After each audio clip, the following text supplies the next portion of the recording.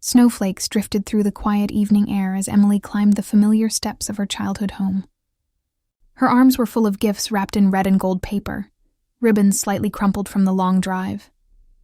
Her cheeks were pink from the cold, her heart pounding with a nervous excitement she hadn't felt in years. It had been too long. Too many Christmases spent alone, too many apologies left unsaid. This year, she wanted to make things right. She paused at the door, smiling as she looked up at the soft glow of the porch light. It flickered, just like it used to when she was a kid. She could almost hear the echo of her younger self running up those same steps, the smell of gingerbread drifting from the kitchen, her mother humming Christmas carols. For a moment, she believed those memories could still exist. If she just walked inside and said Merry Christmas, maybe they'd all forgive her. Emily reached for the doorknob. It was cold under her fingers, but she didn't care. She twisted it, nothing. It didn't move. Confused, she tried again, pushing harder. A metallic rattle stopped her. The chain was locked from the inside. Her smile faded. She knocked gently. "Mom, it's me, Emily." For a while there was only silence. Then footsteps.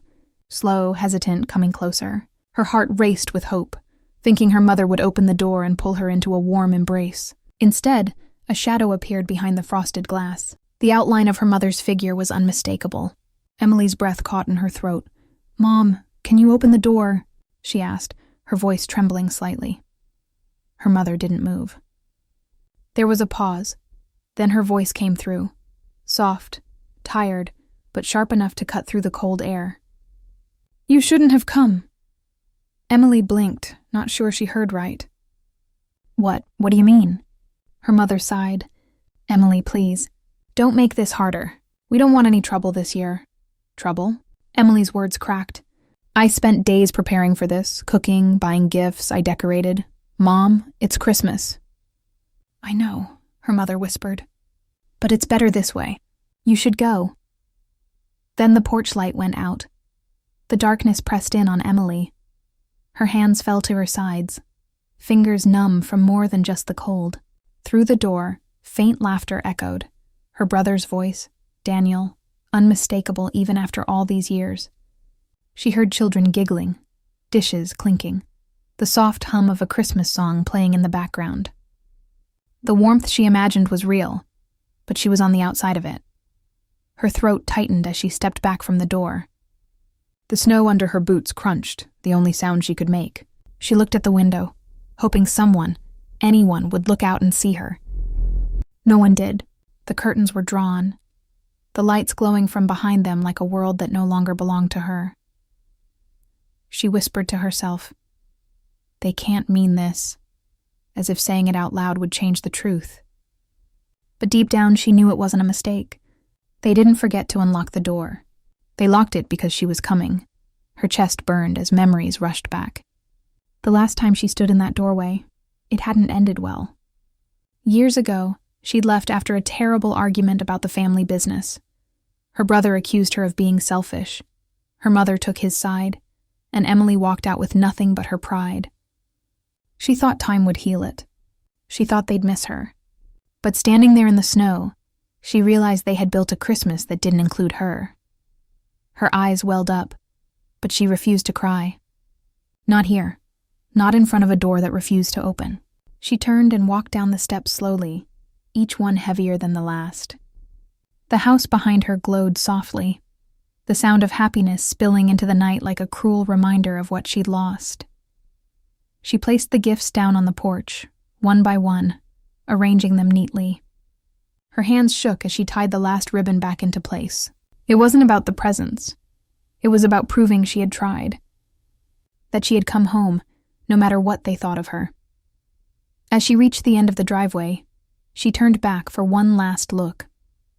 Snow was piling on the gifts now, covering the bright paper. It was almost beautiful, how quickly the world could bury something you worked so hard on. Her car sat alone by the curb, the windshield frosted over. She got in, her fingers trembling as she started the engine. The heater sputtered weakly, blowing air that barely warmed her frozen hands. She stared at the house in the rearview mirror, the home that once meant everything. And for a second, she almost drove away. But then she saw movement near the window.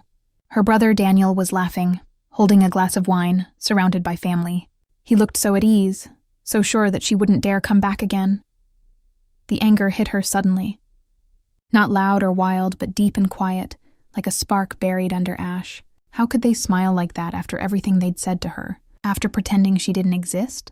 How could they celebrate peace when they'd thrown her out like a stranger? She gripped the steering wheel tighter. She had come with an open heart, ready to forgive. Instead, they had locked her out. Literally. The drive to her hotel was a blur. Snow fell harder, streaking across the windshield like streaks of light and shadow. The car radio played faint Christmas songs, but they only made her feel more distant from the world.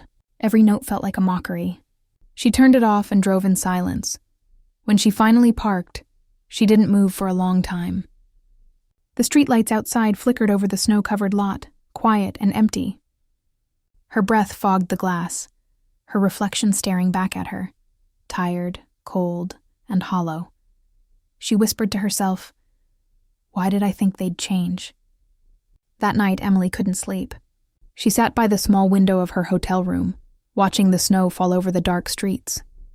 She thought about the years she'd spent trying to prove herself, the apologies she'd written but never sent, the calls that went unanswered. She'd convinced herself that coming home would fix everything. But home wasn't just a place, it was the people inside it. And those people had chosen to close the door. She tried to tell herself it didn't matter, but it did. Every flicker of memory, Christmas mornings, laughter, the smell of her mother's cooking, cut through her like glass. She could still hear her mother's voice saying, "We don't want trouble." Trouble? All she wanted was family. By morning, the anger had replaced the sadness. She packed her things slowly, folding each item with careful precision, as if organizing her pain would make it hurt less. Before leaving, she looked at her reflection again. Something in her eyes had changed. Sharper now, colder. She told herself she would never come back. Not to that door, not to that silence. But deep down, she knew this wasn't over. Families could hurt you worse than anyone else. And sometimes, the only way to heal was to make them feel it too. As she drove out of town, the sun rose weakly through the clouds, painting the snow in gold. The same house stood far behind her now, hidden by distance and trees. But the locked door stayed with her, burned into her memory, heavy as a scar. And though she didn't say it out loud, one thought began to form in her mind, quiet but certain. They'll remember me next Christmas. That night by the fire, she would make her first plan. But that would come later. For now, she drove on through the falling snow, her heart colder than the world outside, leaving behind the place that had once called itself home. The next few days passed like a blur for Emily. The cold outside didn't bother her as much as the cold inside her chest. She stayed in a small cabin outside town, a place she'd rented for a few weeks just in case her family needed space. But now she understood. They didn't need space. They just didn't want her. The first morning, she woke up to silence. No laughter, no warmth, no smell of cinnamon coffee like home used to have. Just the crackle of a fire she built herself and the ache of knowing she had nowhere to go. She sat by the window, watching snow fall on the frozen lake nearby. Her reflection stared back, eyes tired, face pale, spirit heavy. Every time she blinked, she saw that locked door again. Her mother's shadow behind the frosted glass, and the sound of her brother's laughter echoing inside. She pressed her hands to her ears, but she couldn't block it out. She tried to keep busy. She unpacked her bag, sorted the leftover gifts, even lit candles to make the place feel festive. But everything reminded her of what she'd lost. The gifts were wrapped in gold paper. She'd chosen it carefully because her mother loved gold. The red ribbons? Her niece's favorite color. Every small detail she'd planned with love now felt like proof of her foolish hope. That evening, she opened her phone, scrolling through social media without meaning to. And then she saw it. Her family's post. A group picture around the Christmas tree, her brother's arm around their mother, smiling wide. The same house. the same decorations she had helped put up years ago. The caption stung worse than the cold outside. Finally, peace this Christmas. Peace. That one word shattered whatever was left of her heart. She stared at it for a long time, her hand trembling slightly. She zoomed in, studying every detail. The plates, the food, the gifts under the tree. Everything perfect. Everything complete. And not a trace of her. It was like she'd been erased. Like she never existed. Tears filled her eyes, but she blinked them away. She wouldn't cry anymore. Crying made her feel weak, and she had spent too many years begging for love that never came. She set the phone down and took a deep breath, her body trembling with quiet rage. For years, she had been blamed for the argument that broke their family. Her brother Daniel had made sure everyone saw her as the selfish one, the daughter who walked away when the family business started failing. But what he never said was that he was the one who forged her name on documents, making her take the fall for debts she didn't create. Her mother had believed him back then. Everyone did. And Emily, tired of fighting, had left to start over. Now, watching his perfect smile on that photo, she felt something shift inside her, a cold determination. She whispered to herself, "If they want peace, I'll show them what peace really feels like." That night, she pulled out her old laptop. She had saved everything years ago, emails, records, proof of Daniel's lies. She hadn't looked at them in years because she thought forgiveness was easier than revenge. But now, forgiveness felt like foolishness. She opened the folders one by one, her fingers shaking not from fear, but focus. Each document reminded her of the betrayal she endured.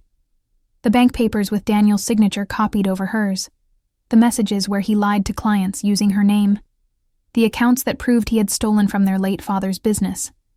Everything was there, waiting to be exposed. The more she read, the clearer her thoughts became. She didn't need to scream or show up at their house. She didn't need to beg them to see her pain. She just needed to let the truth speak for itself. For the next few days, she worked quietly. During the day, she walked through the snowy forest near the cabin, letting the cold air clear her head. At night, she gathered evidence. She sent anonymous emails one by one to Daniel's business partners, to the local press, even to his wife. She didn't sign her name. She didn't need to. The truth was enough. As she typed, she could almost hear Daniel's voice in her head, calm, confident, the way he used to talk down to her. "You always overreact, Emily." That voice fueled her. Each click of the keyboard felt like reclaiming a piece of her power. But between the bursts of anger, quiet moments of doubt crept in. Late at night, when the fire dimmed and the room filled with shadows, she caught herself wondering if she was doing the right thing. Was revenge justice? Or was it just another way of holding on to pain? She tried to push the thought away, but it lingered. Her mind flashed to her mother, the woman who had once held her hand through storms, who had bandaged her knees when she was a child. Was she punishing her too? Or was this Daniel's doing alone? The line between right and wrong blurred the more she thought about it. One evening, she received a message from a private number. For a moment, she thought it might be her mother, maybe an apology. But when she opened it, it was Daniel. Just one line. "Don't make a mistake you can't undo." Emily stared at the message, her heart thudding. He knew. Somehow, he knew. She looked around the room as if expecting someone to be watching. Then she laughed quietly to herself. "A mistake? You already made it for me years ago." She deleted the message and went back to work.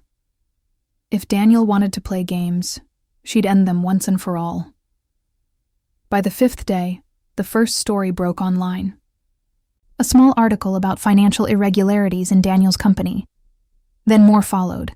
Clients demanding answers, employees leaking information. The quiet cabin was now filled with the constant buzz of her phone as updates poured in. The truth was spreading faster than she imagined. At first, Emily felt satisfaction. Finally, people could see him for who he really was. Finally, someone else would feel the shame she had carried for years. But that satisfaction didn't last long. As the chaos grew, so did her unease. She started to see comments from people attacking not just Daniel, but her mother too, saying their whole family was corrupt. She hadn't wanted that. She just wanted him to know what it felt like to be destroyed. Still, she couldn't stop it now. The fire was already burning.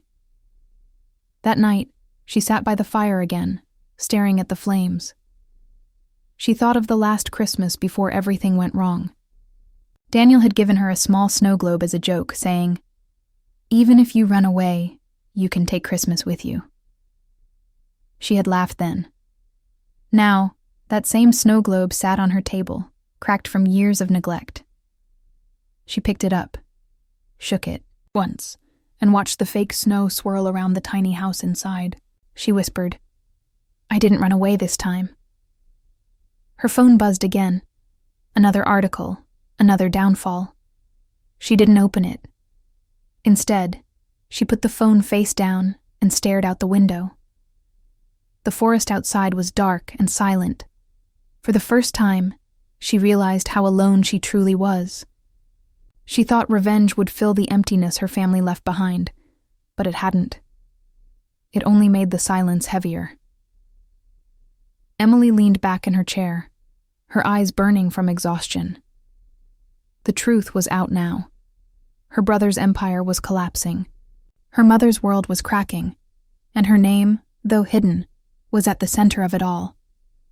She should have felt triumphant.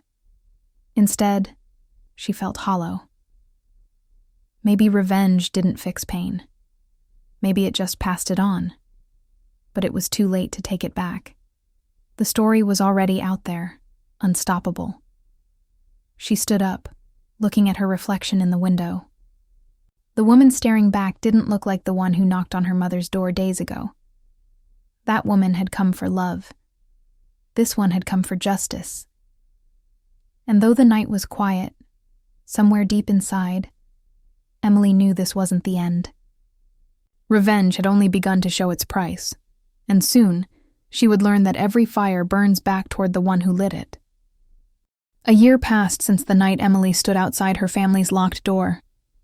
Winter had returned, quiet and cold, just like before, but this year she was different. The gentle woman who once waited for love was gone. The one who remained was calm, sharp, and in control. She had spent 12 long months watching the fallout of her actions, Daniel's company ruined, her mother's name whispered in gossip, and the once perfect family now divided. She had wanted justice, and she got it. But justice had left her with silence instead of peace. It was Christmas Eve again when Emily returned to the same street. The air felt heavy, and the snow fell slowly, as if time itself was holding its breath. She parked her car across from the house she once called home. Lights still glowed warmly through the windows, but the laughter was gone. The family had broken, just as she had planned. This time she wasn't holding gifts. In her hands was a single white envelope. Inside it was a letter, her final message. Not to apologize, but to end the story her family had started years ago. She stepped out of the car, her boots crunching softly on the icy ground, and walked toward the porch. The house looked smaller now. The wreath on the door was plain, the windows dark except for the living room. She saw shadows moving, Daniel pacing back and forth, his voice rising. Even from outside, she could sense his anger. She had followed every headline about his downfall. The lies he told had finally caught up to him. People once praised his success. Now they whispered about fraud, greed, betrayal. Everything he took from her had been taken from him in return. For months, she thought revenge would fix her. But every victory felt emptier than the last. She hadn't spoken to anyone in weeks. The quiet cabin, once her hiding place, had become her prison. Sometimes she woke up in the middle of the night, thinking she heard her mother calling her name. But when she opened her eyes, there was only darkness. Now, standing before that door again, Emily didn't feel anger. Just exhaustion. She placed the envelope on the porch, tucking it carefully under the old welcome mat. Inside the letter, she had written everything. How she found the truth, what Daniel did, and why she exposed him. But at the end, she had also written one final line. I didn't want to destroy you. I just wanted you to see me. She took a step back, ready to leave, when the sound of the door unlocking froze her in place. Slowly, it creaked open. Emily? Her mother's voice was soft, almost frightened. The same voice that once told her to leave. Emily turned, and for a moment, neither of them spoke. Her mother looked older now, her hair grayer, her eyes swollen from sleepless nights. There was no anger, no pride left, just sorrow. You came back, her mother whispered, her breath fogging in the cold air. Emily nodded once, keeping her distance. I wasn't planning to. I just wanted to drop this off. Her mother's gaze fell to the letter. I know about everything, she said quietly. What you did, what Daniel did. It's all out now. Emily's throat tightened. Then you know why I had to do it.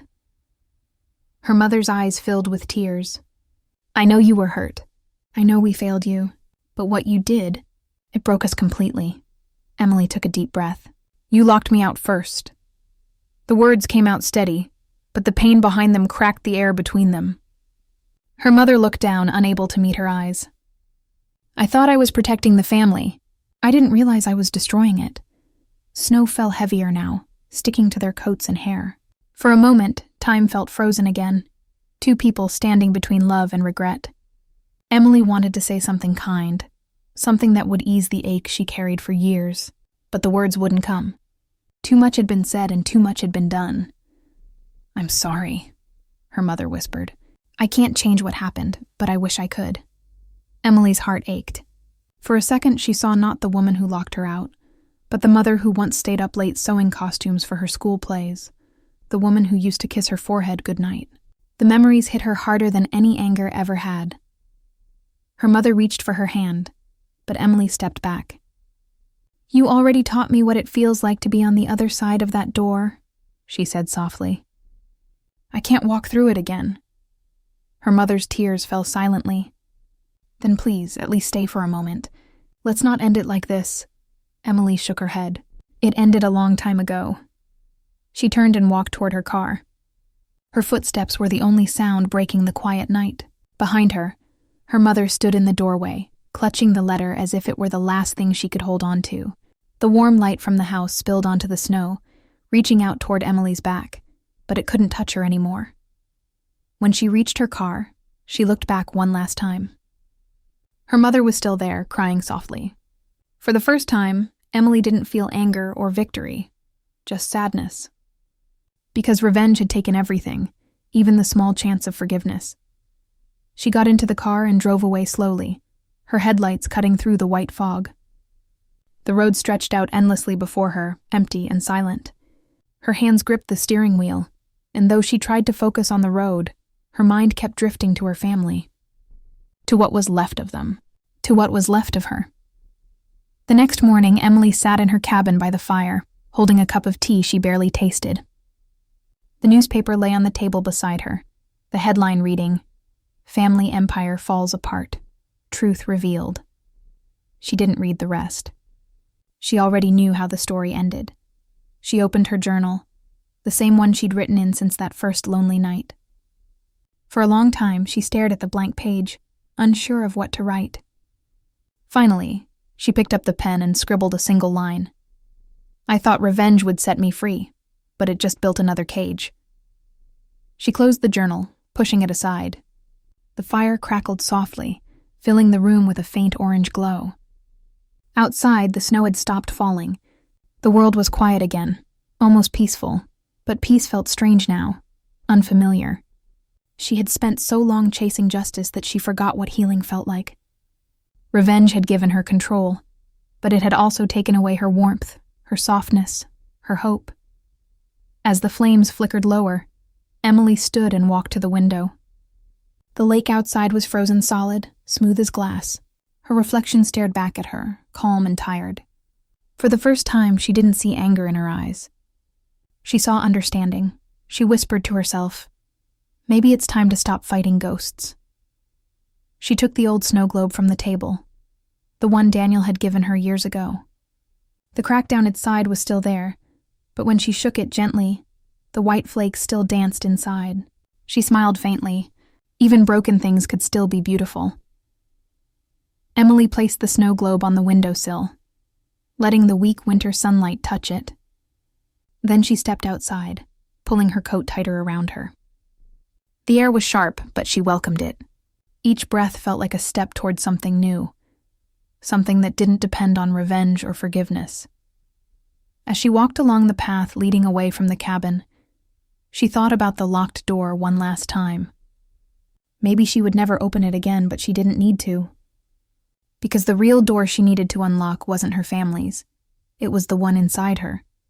And for the first time in years, it finally felt like it was beginning to open. Moral: revenge can make you feel powerful, but it rarely brings peace. Sometimes the only real victory is walking away and letting the wounds heal on their own.